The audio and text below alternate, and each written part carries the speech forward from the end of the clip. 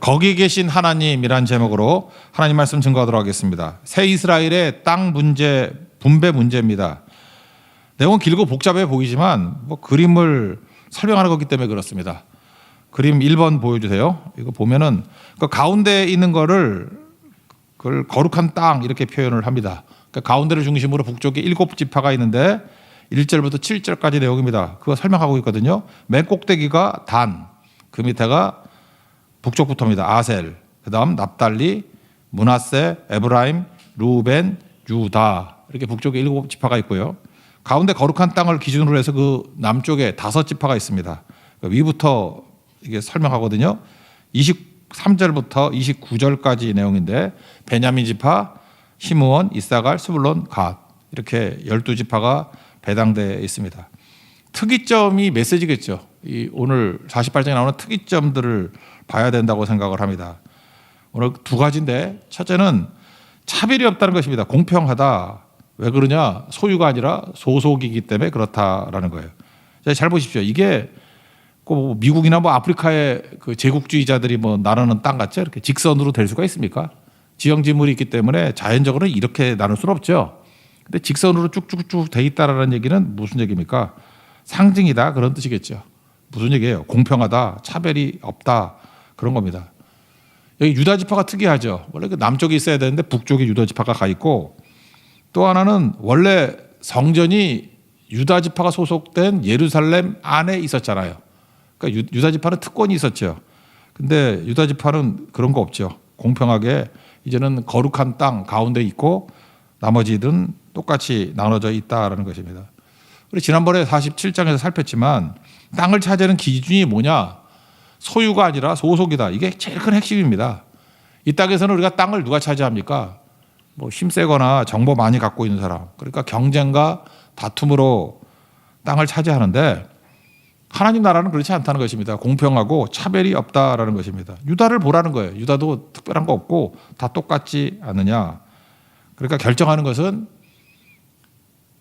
소유가 아니라 소속이다. 그 설명을 좀 더 해야겠네. 이제 그림은 됐습니다. 그 설명을 좀 더 해드리면 이제 누가복음 15장 말씀을 한번 증거했죠. 그 큰 형의 문제가 뭐예요? 모두가 소유로 생각했다는 거예요. 자기 종놈인 줄 알고. 자기 아들이잖아요. 소속이잖아요. 그래서 나는 명령대로 다 순종했는데 염소 새끼 한 마리도 안 줬습니다. 그랬더니 아버지 말씀이 누가복음 15장 31절에 얘 너는 항상 나와 함께 있으니 내 것이 다 내 것이 아니냐 그렇게 얘기하죠. 그러니까 소속이 문제지 너 내 아들이잖아. 무슨 소리 하는 거야. 이렇게 접근한다라는 것입니다. 그리고 예수님을 믿죠. 믿는다는 게 뭐예요? 소속이 바뀐다는 거거든요. 요한복음 1장 12절 영접하는 자 예수님을 나의 주인으로 영접하는 거죠. 구세주로 영접하는 거 그게 믿는 거죠. 곧 그 이름을 믿는 자 동의어잖아요. 그럼 어떤 일이 벌어져요? 소유가 생기나요? 하나님의 자녀가 되는 권세를 주었으니 소속이 바뀐 거잖아요. 하나님의 자녀라는 소속. 그 소속에서 나오는 권세가 있다는 것입니다. 그러니까 이렇게 사는 거죠. 그러니까 지혜로운 사람은 소속으로 바뀌는 거죠. 난 모르겠어요. 남자라서 잘 모르겠지만 드라마 같은 데 맨날 그런 거 나오잖아요. 어떤 여자가 어떤 남자 만나느냐에 따라 다르잖아. 꼭 재벌집 아들 나오죠. 눈물의 여왕에서는 반대인가? 하여튼 간에 남자는 재벌이잖아. 그러면 여자가 죽어라 돈 벌어야 얼마나 벌겠어. 근데 그 드라마 같은 데 보면은 그냥 시집하면 부자 되는 거죠. 소속만 바뀌면 다 자기 거 아니야. 그런 거 아닙니까? 그런 개념에 그런 개념. 그러니까 소유로 사는 게 아니고 우리는 나는 하나님께 속한 자, 주님께 속한 자, 소속으로 사는 거다. 믿는 건 소속이 바뀌는 거지 소유가 느는 게 아니다라는 것을 보여주고 있습니다. 그 소속만 바뀌면 다 준 거죠. 공짜로. 그걸 은혜라 그러잖아요. 은혜의 세계. 한 번 더 설명했던 게 마태복음 20장이죠. 포도원 품꾼 이야기. 종들은 소유의 세계라고요. 그래서 1시간 일하는 사람이 한 데나리온 받으니까 더 받을 줄 알았죠. 근데 거기서 강조하는 게 뭐예요? 마태복음 20장 앞부분에 보면 천국은 마치 이와 같다. 그러면 설명하는 거예요. 그러니까 천국의 새로운 질서를 표현하는 거죠. 천국은 엄청나게 좋은 주인이에요. 어마어마하게 좋은 주인이에요. 주인에게 소속된 종들이라는 거예요. 다른 거죠. 좋은 주인에게 소속된 종들이에요. 주인의 의지는 뭐예요? 다 먹여 살릴 수 있게 해주는 거라고. 사실 일당이라 그러면 아침 9시부터 일하는 사람에게 한 데나리온 주는 게 맞아요. 근데 주인의 뜻은 뭐죠? 1시간 일하는 사람도 내가 은혜를 베풀어서 먹고 살게 해줄 거야. 그게 하나님 나라의 질서라는 거예요. 그러니까 뭐예요? 소속만 잘하면 남을 것도 없고 모자랄 것도 없고, 그래서 만나 얻을 때도 그러잖아요. 뭐 많이 거둔 자도 남지 않고 적게 거둔 자도 부족하지 않고. 그 뜻이 무슨 뜻인지 알겠죠? 우리 하나님께서 공급하시는 분인데 너무 좋으신 분이기 때문에 은혜의 세계에서는 필요한 거 다 주신다는 거예요. 우리 다 필요한 거 다 주시지 않습니까? 그게 하나님 나라의 질서고 그런 모습이다, 그런 겁니다. 그러므로 마태복음 6장에 보면은 보물을 땅에 쌓아두지 마라. 거기는 좀과 동록과 도둑이 구멍을 내고 도둑이 산다. 소유 문제죠. 소유 더 가질라 그래 봐야 뭐 훔쳐가는 거 있고 더 싸우고 그러지 않냐. 경쟁과 다툼 아니냐. 근데 보물을 하늘에 쌓아두라. 거기는 뭐 종과 동록도 없고 도둑도 없다. 그럼 말이 됩니까? 하늘을 어떻게 쌓아요? 그냥 세상 용어로 쓰는 거라니까요. 세상에서 소유하듯이 땅에 쌓아두듯이. 그래, 세상 용어로 내가 설명해 주마. 하늘에 쌓아라. 하늘에 쌓는다는 게 뭐예요? 소속이 바뀌었다는 얘기죠. 나는 하늘에 속한 사람이라는 뜻이죠. 그러니까 이걸 저같이 이제 설교자니까 저는 소유다, 소속이다 이렇게 개념을 드는 거지만 예수님 개념은 그거예요. 잠깐 투해 뭐 하려고 하는 문제가 아니라 네가 어디에 belong to, 어디에 속했는지를 아는 것이 더 중요하다. 그걸 말해주고 있습니다. 그 유대인들의 그 하늘관이요. 하늘은 세 가지 하늘이 있습니다. 대기권 아래가 있고요. 대기권 위가 있고 그 기준이 궁창이거든요. 창세에 보면 궁창 아래에 물이 있고 궁창 위에 물이 있다 그러잖아요. 그러니까 우리가 보는 게 공간, 스카이 이게 있고요. 그 위에 대기권이 또 있어요. 그 위, 대기권 바깥에 우주. 그 밖에 또 있어요. 그게 셋째 하늘이라 그래요. 영적인 세계, 천국이에요. 맞느니 틀리니 그 말이 아니고 유대인들은 그런 하늘관을 갖고 있다니까. 하늘이 세 개예요. 1하늘, 2하늘, 3하늘. 하늘이. 우리 집 강아지도 하늘인데 1하늘, 2하늘, 3하늘. 그래서 사도 바울이 고린도후서 12장에 보면 그런 거 있잖아요. 내가 셋째 하늘에 갔었다. 그리스도 안에서 뭐 한 사람을 안다. 뭐 자기를 이렇게 완곡하게 표현하잖아요. 14년 전에 셋째 하늘에 이끌려갔다. 거기서 천국 봤다. 그런 얘기 아니에요. 그 셋째 하늘이라는 게 그런 개념이라고요. 그러니까 무슨 얘기입니까? 셋째 하늘을 바라보고 사는 인생이 크리스찬이다. 그걸 말하고 있는 거예요, 지금. 하늘의 것을 구하게 하소서. 그 세계는 공평과 차별이 없는 세계고 소유가 아니라 소속의 세계다. 소속만 하면 나머지는 다 공급되는 세계다. 그러니까 우리도 그리스도 안에 있으면 새로운 피조물이라고 그러잖아요. 피조물 되려고 노력하는 게 아니고 우리가 할 싸움은 뭐예요? 굳이 내가 힘쓰고 애쓴다 그러면 소속 바꾸는 거예요. 그리스도 안에 in Christ. 그 누구든지 그리스도 안에 있으면 새로운 피조물이라. 이전 것은 지나갔으니 보라 새 것이 되었도다. 새 것이 되는 방법이 뭐죠? 힘쓰고 애쓰고 노력하는 게 아니라 그리스도 안에 있으면 된다니까요. 아, 그게 믿음 아니에요? 그게 바울 서신에 계속 나오는 얘기들 아닙니까? 그러니까 소속의 문제다. 이 복음서의 그 예를 한번 들어본다 그러면 그 모순적인 게 있죠. 패러독스. 뭐 역설이라 그래야 되나? 말도 안 되는 모순이죠. 이 정도면. 요한복음 5장에 나오는 베데스다 연못. 베데스다. 베트 헤스타거든요. 베트가 집이죠. 베들레헴 같이. 베트. 헤스타. 은혜의 집이에요. 은혜의 집. 뭐 또는 자비의 집 이렇게 표현할 수 있어요. 은혜의 집. 그런데 은혜는 뭐예요? 그냥 값없이 받는 거 아니에요. 그죠? 소속만 되면 다 누리는 거 아니에요. 아들이 누리는 권리, 딸이 누리는 권리 그런 거 아닙니까? 그런데 여기는 치료받을 수 있는 게 소유가 돼버렸다. 치료권. 어떻게 됐죠? 가끔 이렇게 물이 동한데 그러면 제일 먼저 뛰어가는 놈이 낫는데 그게 무슨 은혜야? 경쟁이지. 그럼 생각해 보세요. 어떤 사람이 뭐 다리가 부러져가지고 중상을 입었어. 근데 저 같은 사람은 여기에 지금 뽀드락지 하나 가지고 눈이 좀 부었어. 누가 빨리 갈까요? 제가 더 빨리 가죠. 그러니까 경상인 사람이 제일 먼저 뛰어가는 세상. 그래서 옛날에 뭐 개그맨이 그런 얘기도 했었는데 1등만 기억되는 뭐 더러운 세상. 베데스다 아니에요. 이게 무슨 은혜의 집이야. 경쟁의 집이지. 그죠? 그때 예수님이 가셔가지고 뭐라 그래요? 38년 된 병자거든. 그러니까 평생 병으로만 산 거죠. 낫고자 하느냐? 뭐 거기 묻지는 않았지. 일어나 내 자리를 들고 걸어가라. 예수님 만나면 되죠. 소속이죠. 예수님께 소속되면은 자리 들고 일어나 걸어라. 그랬더니 꼴찌가 되더라도 다 낫잖아요. 진짜 예수님이 이름대로 베데스다를 만들어 준 거죠. 은혜의 집. 은혜의 집은 소유가 아니라 소속이야. 그거 말해 주는 거네요. 그죠? 그래서 차별이 없다는 거 계속 나오잖아요. 로마서 3장 22절. 예수 그리스도를 믿음으로 말미암아 모든 믿는 자에게 미치는 하나님의 의인이 차별이 없느니라. 그게 하나님의 나라를 지금 묘사해 주고 있다는 것입니다. 차별 없는 그 나라에서 여러분의 모든 싸움이 이제는 소유 싸움이 아니라 소속 싸움이 되는 믿음의 종 되기를 바랍니다. 그래서 하나님이 주신 돈이 있고 시간이 있고 그럼 다 뭘 만들어야 돼요? 관계를 만들어야 돼요. 관계에서 관계가 소속 아니에요. 거기서 모든 것들이 다 풍성하게 나오게 된다라는 것입니다. 내 마음밭이 돌밭이다. 내 마음이 가시밭이다. 그 열매 못 맺잖아요.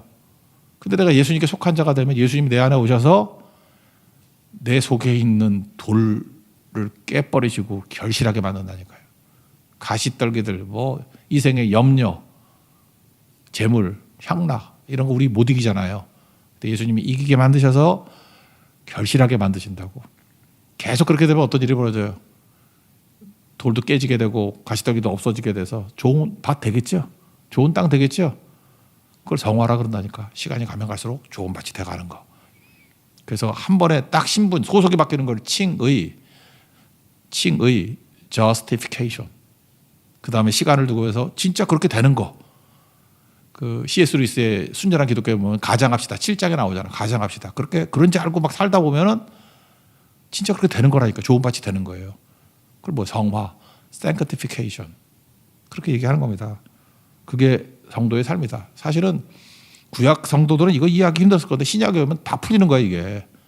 이게 예수님을 통해서 다 이루어진 거 아닙니까? 이게 하나님의 나라다. 차별이 없다. 소속을 통해서 차별 없이 주시는 은혜를 다 누리는 우리 믿음의 종 되기를 축원합니다. 이게 48장의 메시지 결론이에요. 마지막 하나 더. 앞에서 살폈는데 속된 땅에 있는 성읍 이게 중요한 것 같아요. 이거를 여기서만 좀 자세히 설명해요. 이 성읍이 뭔지. 10절에는 그 가운데 땅 다시 1번 사진 보여주세요.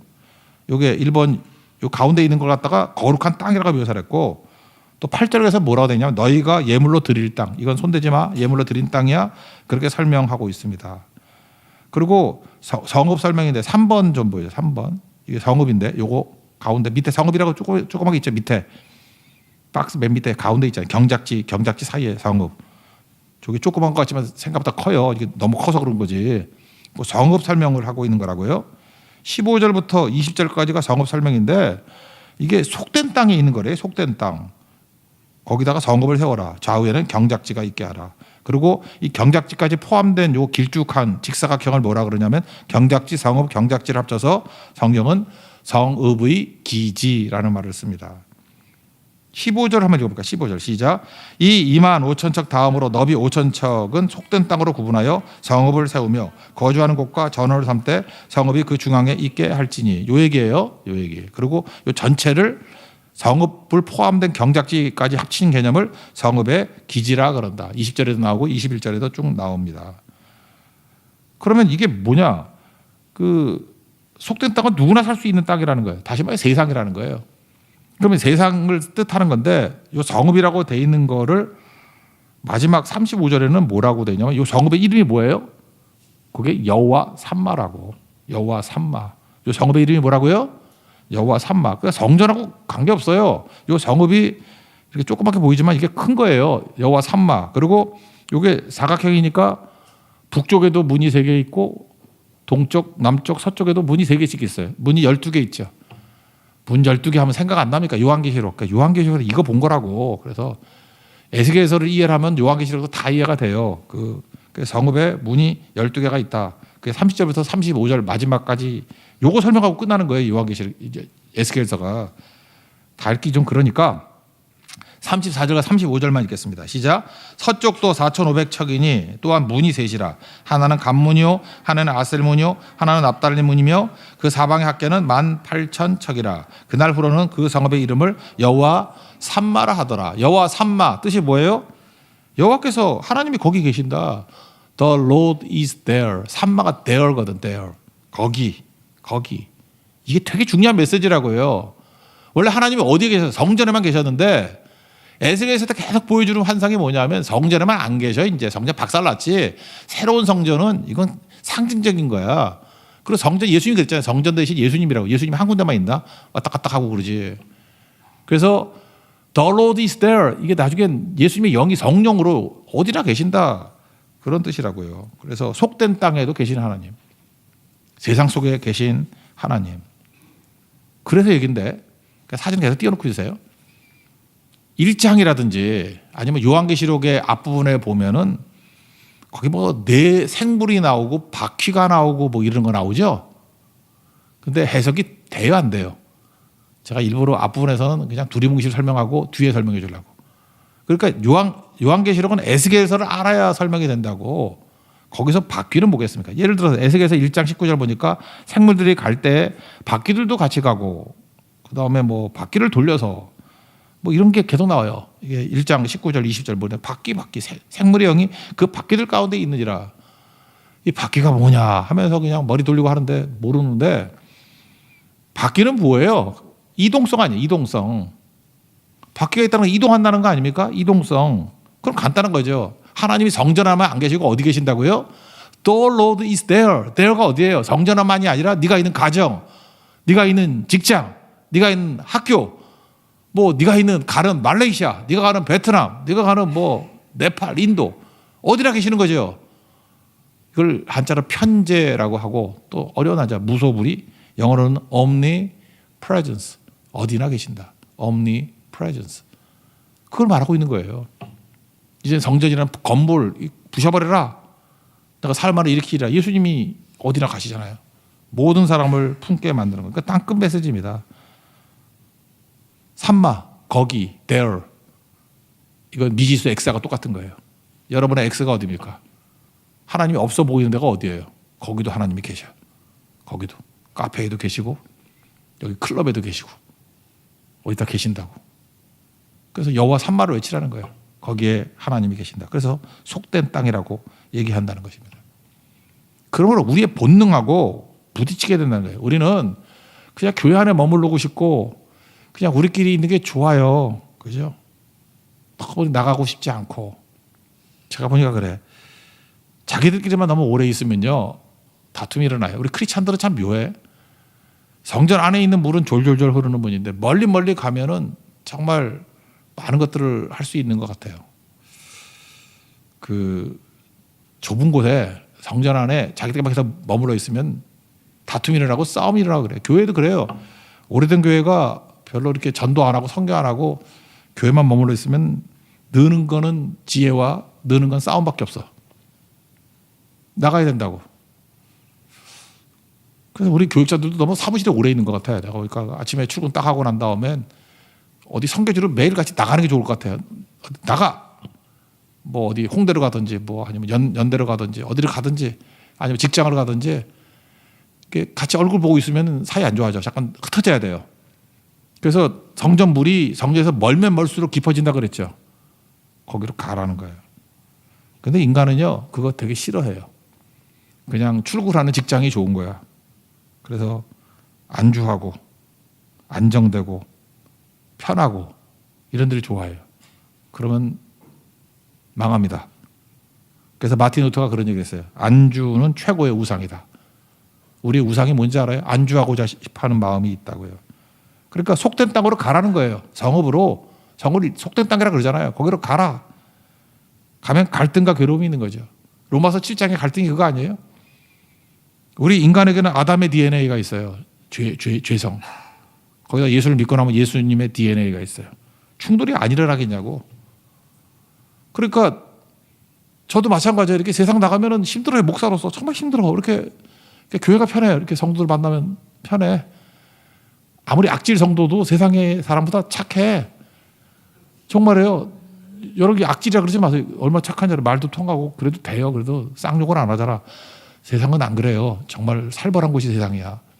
그러니까 교회가 좋은 거예요. 숨을라 그래. 근데 갈등이 오죠. 세상에 나가면. 오라 나는 공고한 자로다. 이 사망의 목에서 누가 나를 건져내랴. 답이 뭐예요? 로마서 8장 1절. 이제 그리스도 예수 안에 있는 자에게는 결코 정죄함이 없나니. 왜냐? 그리스도 예수 안에 소속이죠. 예수 안에 있는 소속만 하면 생명의 성령의 법이 죄와 사망의 법에서 너를 해방하였습니다. 쫄지 말라는 거예요. 세상에 나가면 세상의 DNA 때문에 우리가 괴롭고 갈등이 있고 다툼이 있고 그러지만 이긴다는 거예요. 생명의 정령의 법이 이긴다라는 것입니다. 그럼 예수 믿기 이전에 어땠어요? 사망이 이겼다예요. 세상에서 살던 사람들, 여러분 예수 없이 살던 사람은 알죠? 겉모술수가 이기죠. 말도 안 되는 그런 억지가 이기죠. 목소리 콧놈이 이기죠. 맨날 그런 말 속담도 많잖아. 그래서 내가 잘못 안 했어도 막 목소리 큰 애한테 지잖아요. 그리고 뭐 돈줄 대고 뭐 뇌물 바치고 하는 사람한테 지잖아요. 사막이 항상 이기죠. 그러니까 세상에서 기대할 건 뭐예요? 예수 없는 세상에서는 도덕과 양심밖에 기댈 게 없어요. 그걸 착하다 그러잖아요. 도덕이 있고 양심이 있고. 그래서 양심이 있냐 그러잖아. 너 도덕이 있냐고. 근데 최선을 다한 도덕과 양심이 사망을 못 이겨요. 사망을 절대 못 이긴다. 도덕과 양심은 사망을 못 이긴다니까. 그래서 뭐 정치가라든지 뭐 유명한 사람들 말 잘하잖아요. 그럴듯한 말하는 거. 그거 기대하는 건 크리스찬 아닙니다. 그거 기대하면 안 돼요. 그거 분명히 내로남불이야. 말대로 안 살 게 뻔해. 언젠가는 드러나. 왜?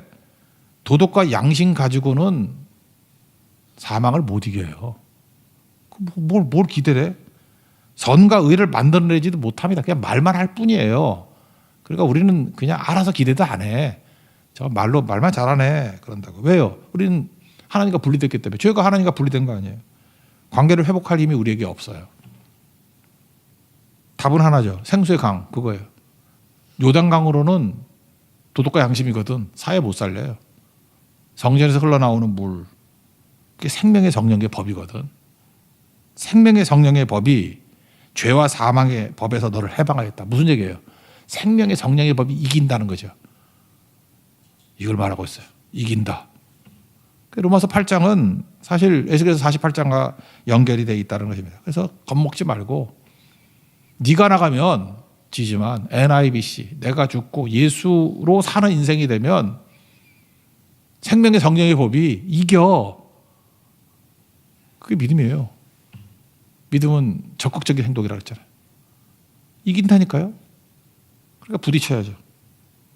여러분 공부가 어렵죠. 공부가 쉬운 사람이 있습니까? 공부가 어려운 이유가 뭐예요? 아는 거 하는 거 아니거든. 공부는 항상 모르는 거 하니까 공부라 그러지. 맨날 아는 거 하는 걸 뭘 공부라 그래? 모르는 거 하니까 공부지. 우리 지금 에스겔에서도 공부했죠. 그런 거 아닌가? 다 아는 사람이 뭐하러 공부를 해요? 아는데 모르니까 공부하는 거지. 자꾸만 알아가는 거죠. 그 다음으로 나아가는 거라고. 모르는 것을 향해서 나아가는 거예요. 그래서 공부에는 끝이 없다 그러잖아요. 그래서 평생 학습자 되라 그러잖아요. 평생 공부하는 사람. 왜요? 생명의 성령의 법이 우리를 이기게 만들어요. 그래서 똑같은 거를 계속 틀리는 사람들이 이방인이라고 그러잖아. 우리는 계속 공부하는 존재이기 때문에 안 틀려. 그 다음엔 바꿔나가니까. 그래서 그리스도의 장성한 분량까지 성장하게 된다는 것입니다. 우리는 아는 거 반복하는 거 아니에요. 그래서 교회가 똑같은 거 아는 거 반복하면 매너리즘에 빠지잖아. 근데 우리는 아는 거 아니에요. 모르는 곳을 향해서 나가는 거예요.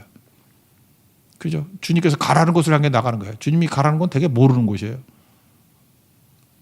그래서 공부하고 되게 비슷한 게 뭐냐 하면은 여기 공부 안 하셨던 분들은 그거 경험하라고 하나님이 뭘 주시냐 하면 나이듦. 나이 드는 것과 공부하고 너무 비슷해. 제가 20대 할만하더라고. 20대 이렇게 보내는 게 좋아. 자신만만했더니 곧장 30대야.